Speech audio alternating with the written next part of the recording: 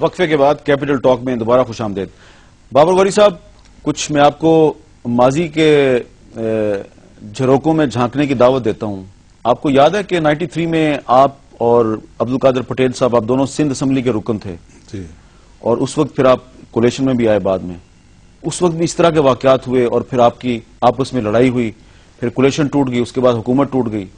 پھر بعد میں نواز شریف صاحب آئے، مشاہد اللہ صاحب کی پارٹی ہوئی، ان کے ساتھ کولیشن بنی، پھر آپ کی ان کے ساتھ بھی لڑائی ہوئی اور اس میں بھی پھر الٹیمیٹلی کولیشن ٹوٹی اور ان کی بھی حکومت چلی گئی. تو آپ کو لگ نہیں رہا کہ آہستہ آہستہ ایک دفعہ پھر ماضی کی تاریخ دہرائی جا رہی ہے، غلطی پہ غلطی کی جا رہی ہے، غلطیوں سے سبق نہیں سیکھا جا رہا اور بدقسمتی سے سیاسی قوتیں اپنی غلطیوں کے قدموں تلے جمہوریت کو بہت بری طرح روند رہی ہیں؟ حامد بھائی، آپ نے بالکل صحیح کہا کہ یہ بھی رہا ہے سلسلہ کہ مختلف علاقوں کے واقعات شروع ہوتے ہیں، پھر ظاہر ہے پاکستان کا فائنینشل ہب کراچی پھر اس میں آتا ہے اور پھر ایسے واقعات ہوتے ہیں اور کوئی کولیشن بریک ہوتا ہے اور اس کے بعد حکومت بریک ہوتی ہے. اور یہ فیکٹ ہے کہ نواز شریف صاحب کے ساتھ بھی اور محترمہ بینظیر ابھی بھی آپ کو خطرہ نظر آ رہا ہے؟ کیونکہ اب سلسلہ جو ہے، اگر دیکھیں آپ، پشاور میں ٹارگٹ کلنگ ہو رہی ہے، وہاں پہ منسٹرز مارے جا رہے ہیں، MP مارے جا رہے ہیں، لوگ مارے جا رہے ہیں، دھماکے ہو رہے ہیں. کوئٹہ میں ٹارگٹ کلنگ ہو رہی ہے، وہاں پہ کتنی بڑی سٹنگ منسٹر کو مار دیا گیا، MPs کو مارا گیا، اس سے مارا گیا. اس کے بعد پھر کراچی میں دھماکے شروع ہوئے، پاپوش نگر میں دھماکہ ہوا، قصبہ میں دھماکہ ہوا، پھر جلوس پہ جو ہے محرم کا جو جلوس تھا اس پہ دھماکہ ہوا اور اس کے بعد پھر جو سلسلہ شروع ہوا ہے کراچی میں وہ آپ کے سامنے. تو یہ بات آپ کی صحیح ہے کہ ہمیں یہ دیکھنا چاہیے کہ کہیں ایسا تو نہیں ہے کہ اب کہیں ہم اس طرف جا رہے ہوں اور یہ حالات اس طرح بگڑ جائیں اور ہم ماضی سبق نہ سیکھیں تو پھر وہاں والی بات ہوگی کہ داغ تو چلا جائے گا، یہ وقت پھر نہیں آئے گا. اس وقت کو روکنے کے لیے ہمیں ماضی پہ نظر رکھنی چاہیے. تو عبدالقادر پٹیل صاحب، اب اس کا آپ حل بتائیے. کیا حل یہ نہیں ہے کہ آپ سب مل کر، تمام بڑی فورسز مل کر، پولیٹیکل فورسز مل کر کراچی کو ڈی ویپنائز کریں، کراچی کو اسلحے سے پاک کریں آپ لوگ؟ بسم اللہ جی. کوئی بھی آپشن ہو جس میں امن، لیکن آپ کی پارٹی کی حکومت نے صرف سندھ میں 40,000 اسلحے کے لائسنس جاری کیے ہیں. یہ اسلحہ کس کے لیے اکٹھا کر رہے ہیں آپ؟ حامد صاحب، بات یہ ہے، یہ صرف ہمیں نہیں ملے، یہ پوری سندھ کیبنٹ میں گئے ہیں. اگر پیپلز پارٹی کے پاس آئے ہیں تو ہمارے بھائیوں کولیشن پارٹنرز کے پاس بھی گئے ہیں، جن میں عوامی نیشنل پارٹی بھی ہے، متحدہ بھی ہے. ہم اپلائی کرتے تو ہمیں اس طرح نہیں ملتے، بڑی تعداد میں اس کی نمبرز دیکھ لیں آپ. لیکن یہ الارمنگ ہے کہ نہیں؟ الارمنگ ہے. یہ میں آپ کو بتاؤں حامد میر صاحب، میرا اپنا ایک ایمان ہے کہ آپ جتنے کرمنلز ہوتے ہیں، کرائم کرنے والے، وہ جب بھی پکڑے جائیں آپ اٹھا کر دیکھیں ان کے پاس جو اسلحہ نکلتا ہے وہ کتنے فیصد قانونی ہوتا ہے. کیونکہ قانونی اسلحہ ہمیشہ شریف آدمی 90%، 80% شریف آدمی لیتا ہے. اس پر اس کا نمبر درج ہوتا ہے، وہ یہ بھی ڈرتا ہے کہ یہ کہیں کسی اور کے پاس پکڑا گیا تو میں پکڑا جاؤں گا. لیکن جو جرم کرنے والا ہے وہ ہمیشہ غیر قانونی ویپن لیتا ہے. آپ کو پتہ ہے جو علاقہ غیر میں یا اس طرف ٹرائبل ایریاز میں ایک بیلنس سسٹم رہتا تھا، وہ کیوں؟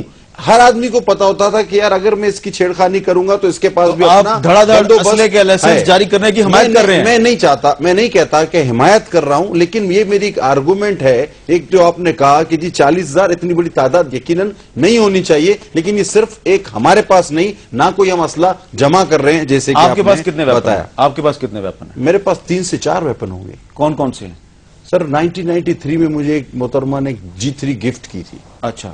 اور ایک کلاشنکوف ہوگی اور ایک M4 ہوگی. اور آپ کی اطلاع کے لیے اور بتاؤں آپ کو، میرے خیال میں واحد آدمی ہوں جو نہ کراچی نہ اسلام آباد میں کوئی گن لے کر یا گن مین لے کر نہیں گھومتا. بابر غوری صاحب، آپ کے پاس کون کون سا ویپن ہے؟ میرے پاس ایک ہی ہے جو مجھے ایز اے پارلیمنٹیرین سے میرا لائسنس ملا ہے. اس پہ کس چیز کا ہے؟ کلاشنکوف کا.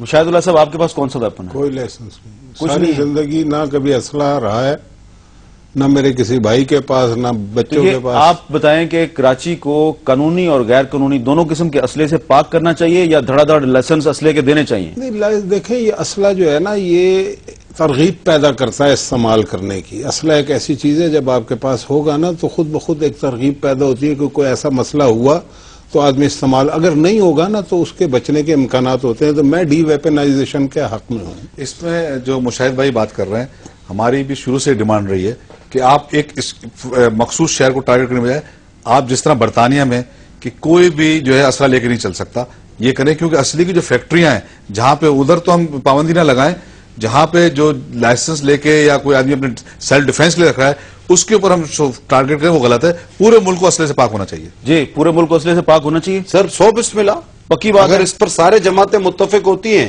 تو ہم کہتے ہیں کہ سب سے پہلے ہم دیتے ہیں اپنا. جی مشاہد اللہ صاحب ہم متفق ہیں, 2 تو ہو گئے نا, 2 جماعتیں تو آ گئی. میں اس سے تھوڑا سا ہٹ کے ایک بات کر لوں اگر آپ کی اجازت ہو تو. نہیں آپ اس سے اتفاق کرتے ہیں میں کہ ڈی ویپنائزیشن ہونی چاہیے. بالکل اتفاق کرتا ہوں, ٹھیک ہے. لیکن کراچی کا جو مسئلہ ہے نا وہ ڈی ویپنائزیشن سے صرف حل نہیں ہوگا.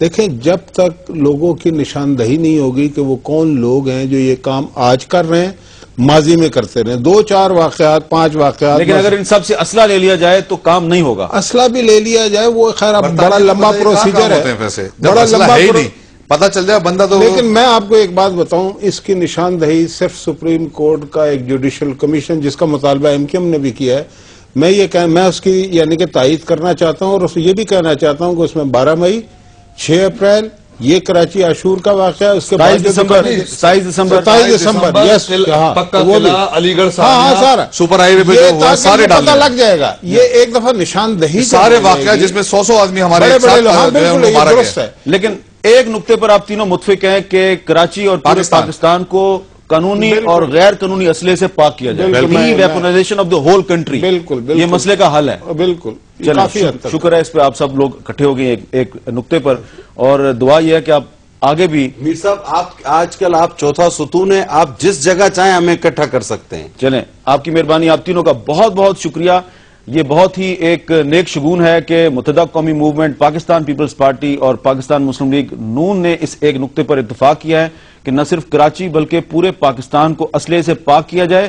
بلا تفریق قانونی اور غیر قانونی اسلحہ جو ہے یہ کسی شہری کے پاس نہیں ہونا چاہیے. اسلحہ صرف سیکورٹی فورسز کے پاس, لا انفورسمنٹ ایجنسیز کے پاس ہونا چاہیے. اور بار بار ہم نے یہاں پر ایک بات کی ہے کہ سیاسی قوتوں کو اپنی ماضی کی غلطیوں سے سبق سیکھنا چاہیے اور اپنی غلطیوں سے جمہوریت پر داغ نہیں لگانا چاہیے, کیونکہ داغ تو چلا جائے گا لیکن یہ وقت پھر نہیں آئے گا. حامد میر کو اجازت دیجیے, اللہ حافظ.